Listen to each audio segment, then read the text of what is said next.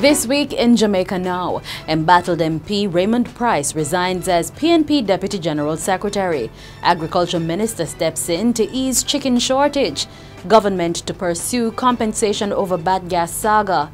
Senior cops sexually harassing others. One government member wants the commissioner to name them and shame them. The details of these and other stories coming up after the break.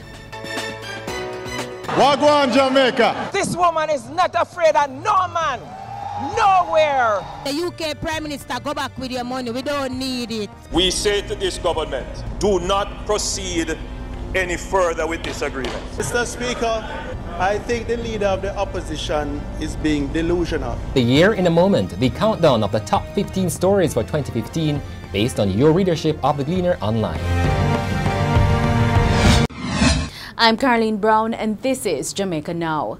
Embattled Member of Parliament for North East St. Elizabeth Raymond Price is remaining mum on his next move after resigning as Deputy General Secretary of the governing People's National Party PNP. On Wednesday, the first-time parliamentarian wrote to PNP President Portia Simpson Miller indicating that the current situation has become untenable. There has been a long-standing rift between Price supporters and the party leadership after the MP was replaced as the PNP's candidate for North East St. Elizabeth by businessman Evan Redman. Things turned ugly on Monday when busloads of Price supporters converged on the PNP headquarters, demanding that party leadership rescind the decision. No Redman, we don't want nobody come sleep in the parliament. And we are called from Peter Phillips to remove Redman if the Prime Minister cannot move him. North East St. Elizabeth teachers, police, doctor, everybody has said the leader is weak. He needs to remove Redman. Despite the action of Price supporters, PNP Chairman Robert Pickersgill reiterated that the decision to select Redman will not change.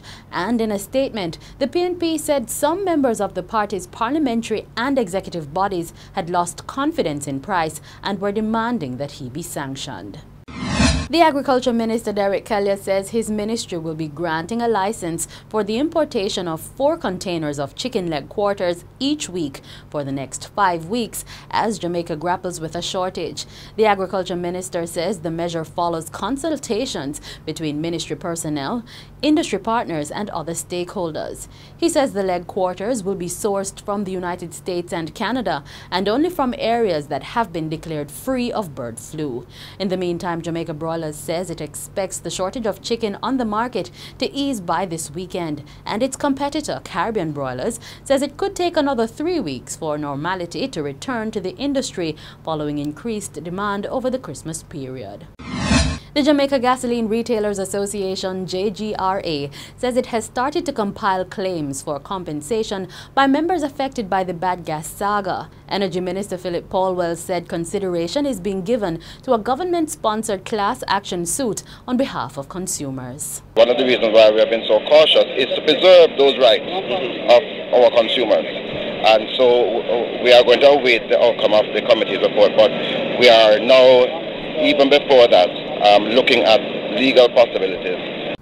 The JGRA President Leonard Green says the association has been lobbying for compensation not just for motorists but also for retailers. A number of sites were closed for different periods of time. We also are looking at an intangible, something like goodwill, because in some instances we have had the goodwill of the site completely eroded. Some of our dealers have lost significant volume because of the allegation of bad gas.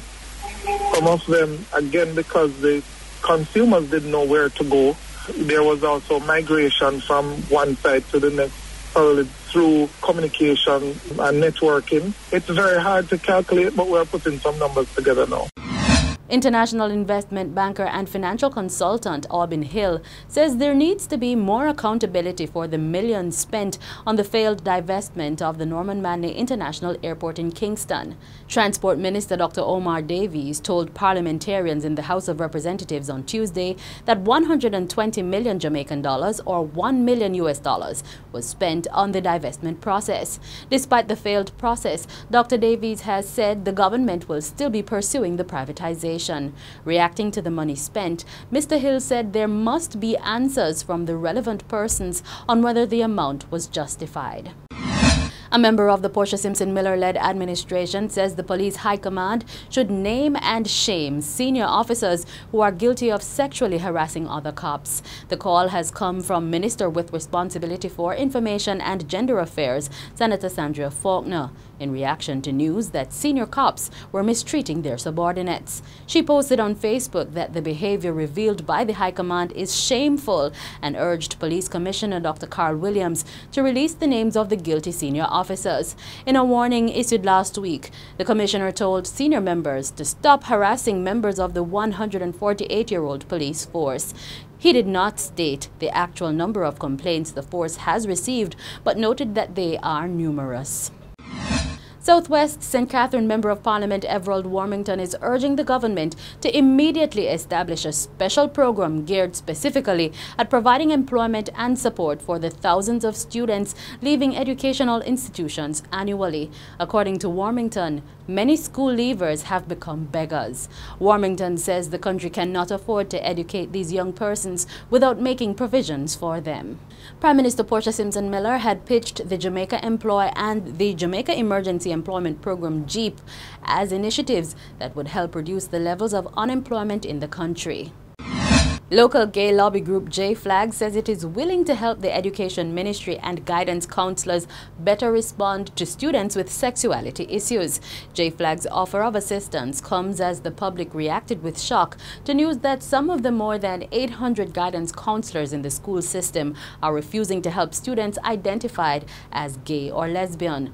Meanwhile, children's rights activist Betty Ann Blaine has called for Education Minister Ronald Thwaites to start an investigation into the allegations.